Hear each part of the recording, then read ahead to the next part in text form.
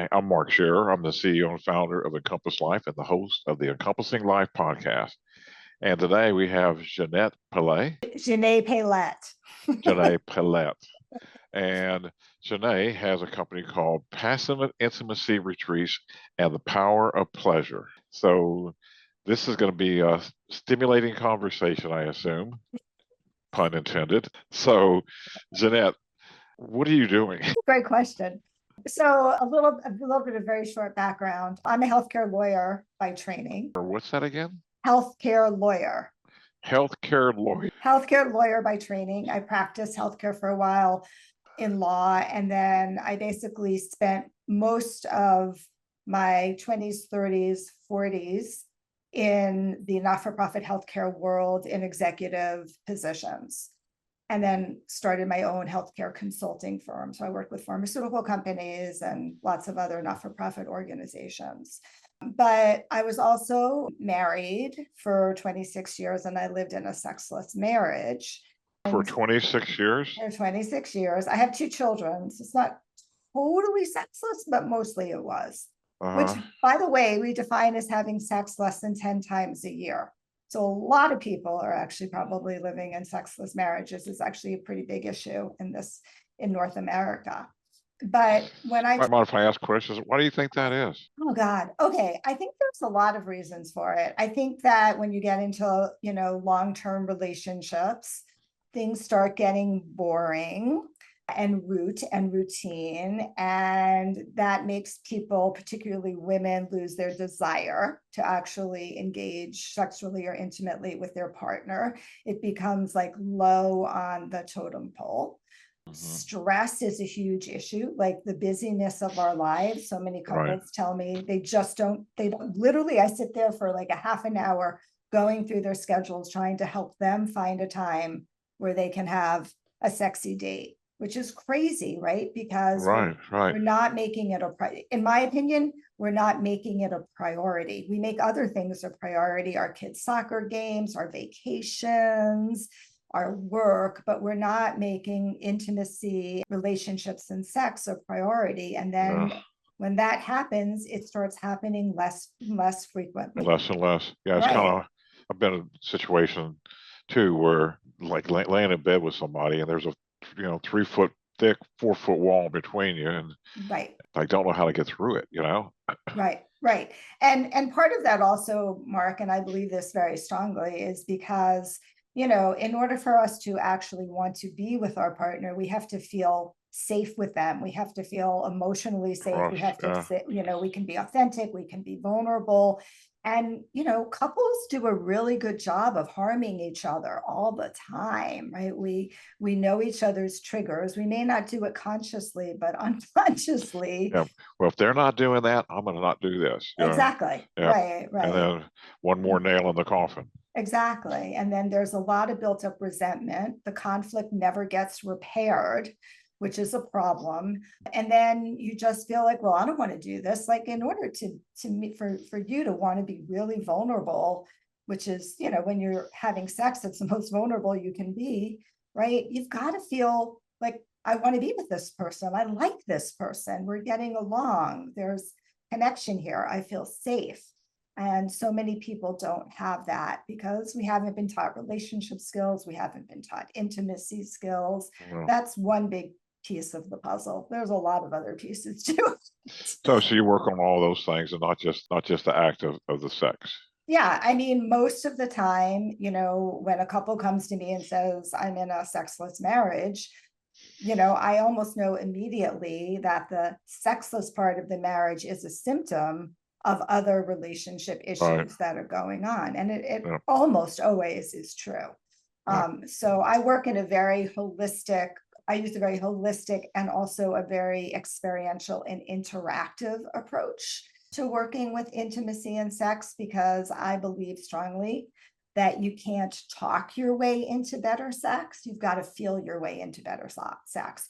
You have to have a felt sense of that. You have a felt sense of vulnerability, of empathy, of eroticism, of turn on. You've got to have a felt sense of it, of touch and of connection. And that's why I think honestly, a lot of couples come to me after they've been to therapists and marriage counseling and sex therapists, and they're still like really not where they want to be, because talking isn't going to it's not going to solve the problem. Come up with new ideas, and it's no. And after a while, it's like, okay, so why Right. try, Right. Yeah. Exactly. Yeah. Exactly. And if you don't talk things out, you don't take care of the little things, it's going to eventually show up in the bedroom. Absolutely. And Yeah. those little cuts, they end Yeah. up festering and festering and festering, and then they become really, really large wounds that really need to be addressed. Yeah. And I think most of them came from childhood stuff anyway. Absolutely. And if you don't if you don't heal the childhood stuff, it keeps resurfacing again and again and again. 100%. And we do that in relationships, right? We almost always end up marrying somebody who has some characteristics and traits that reflect the wounds that we had as a child, probably from a parent or, caregiver. Yeah, either I did therapy with coaching a long time ago with this stuff as well. And the guys told me, let me show you how chemistry works. I was like, well, please do. You could have a set of identical twins. You'd be attracted to one and not the other, right? And so she goes, not looks. I'm like, okay. So it was, so write down 6 adjectives that pissed you off about your opposite sex parent. Yeah. I'm like, okay. I had plenty. I write them all down. And she goes, take a look at the list. Take a look at the list.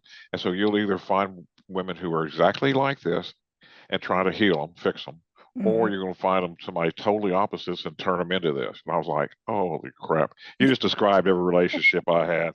It was like there was a 2x4 right here. I couldn't see it, Right, right. That's the truth of it. That's how it works. But there's also huge opportunity to heal, right? I also believe so strongly that the best place to be able to heal some of those wounds is in the context of a romantic relationship. I do too. Yeah. I do too. And, I used to think love was a tally sheet. I like this, I don't like this. Well, you're not doing this, and I'm not going to do that, Right. And, like, I mean, I'm a smart man, Jenny. You don't know what love is. I didn't have a clue what love was, man. And you got, when love really kicks in, like all the things I found that were irritating became endearing in an instant. Yeah. Still the same things, still doing the same crap, but instead of being, oh, like, oh, that's so cute, honey, I totally get that. Totally get that. Yeah, it's fun. So you went from an attorney to doing this. Like, it's like from, I choose, I don't know. I mean, like, it's more like apples and zebras, Yeah, it's an unusual path. I will definitely admit that.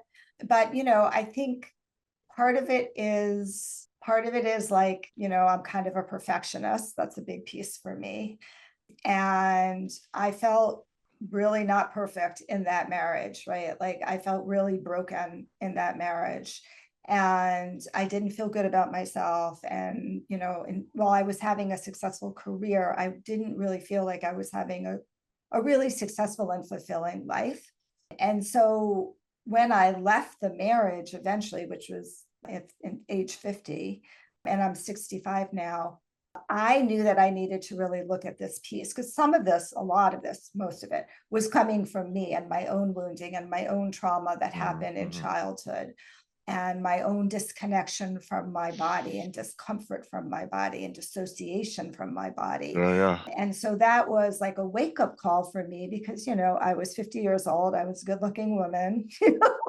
I was young, and I was like, I want to be in another relationship, but like, how do I tell somebody, like, I just can't have sex? And so it absolutely forced me to take a hard look at my stuff and start doing my own work. And that was a very hard, long, but it was a very, very powerful journey for me, because I was able to really see where some of that wounds came from and healed some of my trauma. And also, as I started to reconnect with my body, reconnect with my pleasure, my life started changing, like really started changing. In what way? I think as I started to connect with my feminine side and my feminine sexual power, the universe started opening up for me. Like things just shifted really quickly. I left New York City where had been living for 15 years, moved to California where I didn't know a single person, to be able to start some like coaching programs, and it was super scary because, I didn't have a job at that point. I was just out there on my own. And I just felt like one thing happened after another, after another, after another. Like, I met somebody and he talked about this power of pleasure thing that he had an idea about. But he never did anything with it. And I'm like, do you can use that name to start a company? And he was really gracious and let me actually take the name of that company. But it was like those kind of things that just happened one after another after another. I met amazing people who helped direct me into different programs. And So what type of programs were you involved in? I did, oh boy, I've done about 5, 6, or 7 different training programs. So I've done a sacred sexuality, Tantra, you may have heard of program. That was my initial doorway. But from there, I wanted to know more about sexuality, the psychology of sexuality. Like I'm a lawyer, a lifelong learner. I needed to know it all. Remember, I'm a perfectionist, right? So I needed to know it all. So I did a body-based sexuality coaching program called the Somatica method, which was very, very powerful and focused not just on helping me as a coach, help couples understand what's going on with their sex life and their desire, but also really understanding all of the wounding and where it showed up. I'm also a certified trauma practitioner because pretty much anybody who shows up in my office has had trauma. And that is, very true for anybody who has for most people who have sexual challenges, and anybody who's had sexual trauma or any kind of trauma. That often really has an impact on their relationships, intimacy, and sex. I'm a holistic pelvic care practitioner. There's an amazing woman in, where is she? Washington, Oregon, Tammy Lynn Kent. And she created this program, which is a very hands-on approach to understanding the energy around women's bodies and women's femininity. So, and the list goes on. So I've done lots and lots of different training so that I feel I have so many different tools in my tool belt to be able to use and really have like a deep understanding of the energetics of it, the physical aspects of it, the psychological aspects, and the trauma aspects of intimacy and sex. Awesome. And so you kind of melded all that together and turned it into your own system. Yeah, melded it all together and created my own system. Exactly, which I'm codifying now in a new book that's coming out sometime in 2026. So, which is beautiful. great. What's the name of the book? Do you have a name, Jen? Yeah. The new book is called The Sex and Intimacy Repair Kit. Beautiful. How to enhance communication and create a lifetime of passionate intimacy. Love it. Yeah. I'm excited about it. It'll really be a great guide for couples. Cool. And did you have one up before this one as well? I do. My first book is called Living an Orgasmic Life, Healing Yourself and Awakening Your Pleasure. Cool. Yeah. And your current partner is I assume into this as well? He would like to be more into it than he is. Right now he's working for a healthcare company. But yeah, I mean, when we met 3.5 years ago, we had the very first conversation. I was like, okay, you have to know this is what I do. And he's a very sex positive person. And he was like, that's super cool. The very first woman I ever dated in college wanted to be a sex therapist. And I knew right away, I was like, oh, this is going to be okay. Awesome. How did y'all meet? We met on Bumble. What is it? Bumble is a dating app. Dating app. Gotcha. Yeah, it's a dating app. Yeah. First time I've heard of it. Oh, okay. Yeah. So it's been around for a while. It's a women-run dating app. So the women get to have more control. They get to pick the matches. They have to initiate the conversation. So it's, provides a little more safety for women, supposedly. I don't know. Well, it worked for you. So there Worked you go. for me, right? Yeah. So I have to say. Awesome. So how do people get your services? Well, I think the best way to be able to get in contact with me is to to go get a free gift that I offer, which everybody can use, I promise, which is to go to this website, howtoimprovemylovelife.com, howtoimprovemylovelife.com. And there you'll be able to receive a little short video class. It's called 20 Minutes to Better Sex. And it's basically 7 3-minute videos that have very specific tools and tips around how to improve your love life. And through that, you'll be getting my emails, or you can go to my website, which is Passionate Intimacy Retreats with an S.com.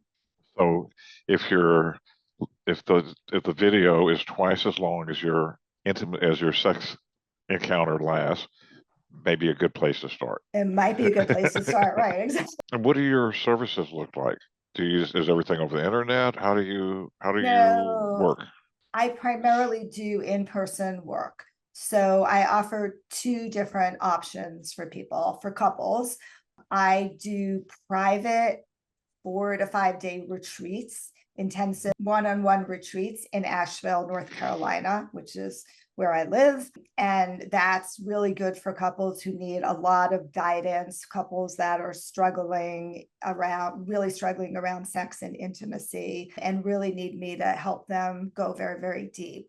All of my retreats are very experiential and interactive. So while we do some processing for sure, the majority of it is actually interacting with your partner while coaching, teaching different types of touch skills, for example, letting people explore different sexual styles in a very safe space, closed. But there's a lot that you can actually work on in a one-on-one session. And then they stay in this How deep do these go? They go really deep. I mean, they go really, really deep.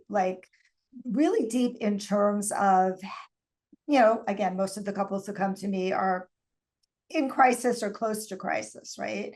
So Right. you can't work on the intimacy and sex piece until you start working on the emotional piece.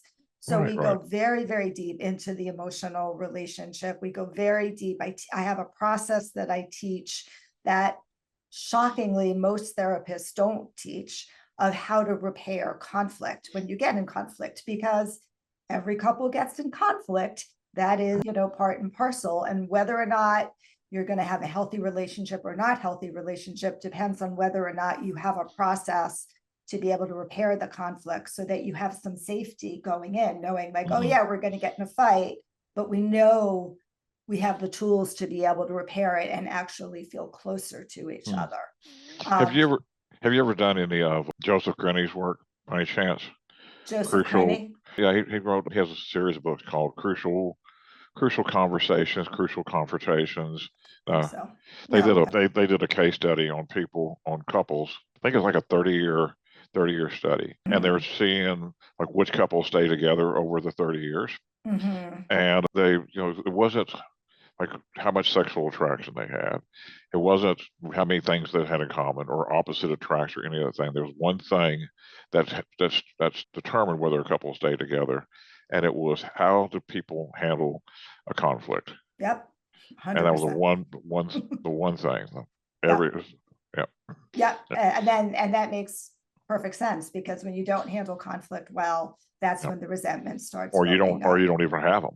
Or you don't have, well, you do, but you're just hold it in, right? Yeah. And then there's even more resentment. But yes, I go very, very deep, and I mean, it's hard for me to brag and say this, but I'm going to say it. I actually have a 90% success rate of working with couples who are in a sexless marriage, of really improving their relationship, because we get to go really, really deep, and I get to see what's happening in real time. And it's not we have an hour timer, the session is over. It's no, we're deep into it now. We've got to, we've got to unpack this.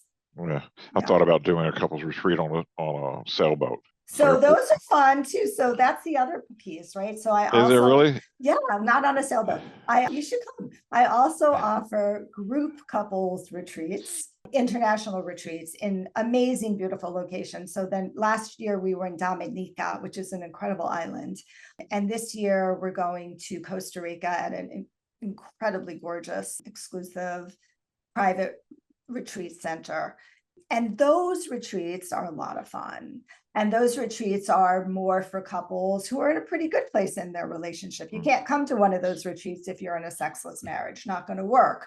Or if, you're a highly distressed couple, also not going to work, right? Because there's not enough time and space to provide individual attention. But if you're in a good place with your partner, but you just want to explore more, you want to refine that spark, that connection, have different experiences, then something like that would be a really, really amazing experience. What's the investment for these types of things you're doing? My investment for my private retreats, including housing, because I house people in a very sexy Airbnb, depends on how many days, but it's generally somewhere between $6,000 and $7,000 per couple.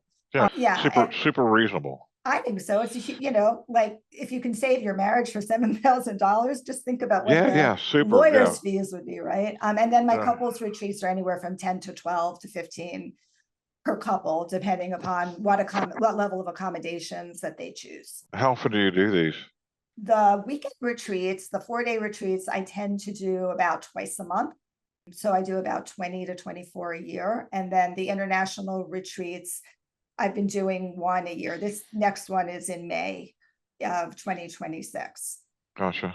Yeah. So do you stay on, you said you do it out of Asheville, so you're staying at your own place and they're staying somewhere nearby or whatever. So we have a space, a separate space on property where our couples stay. It's a very sensual space. They've got their own private hot tub and a beautiful fenced in area and a huge king size bed and a sex swing and all sorts of sensual art. I know, it's amazing. I got to get your info on this. This is cool. Yeah. Wow. Yeah. Pretty interesting. It's way more fun than being a lawyer, let me tell you. Yeah, I'm just saying, meeting you in a grocery store, I go, what's she about? Never would have guessed this. That's awesome. Yeah. Cool. So very reasonable compared to divorce, compared to all the heartache going on with that. I mean, give things a try. I'm sure you work with communication techniques, you work with intimacy.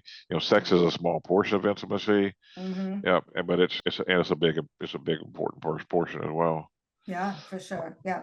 We cover all the bases because it's all integrated, right? Like you've got to feel emotionally safe in order to, be able to open up sexually. But a lot of people really need help with sex because nobody teaches us how to have sex.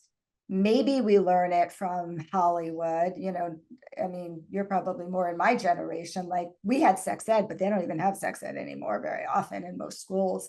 And that wasn't really good. And so that's a lot of what I do is educating people and like talking about there's this whole smorgasbord of opportunities out there.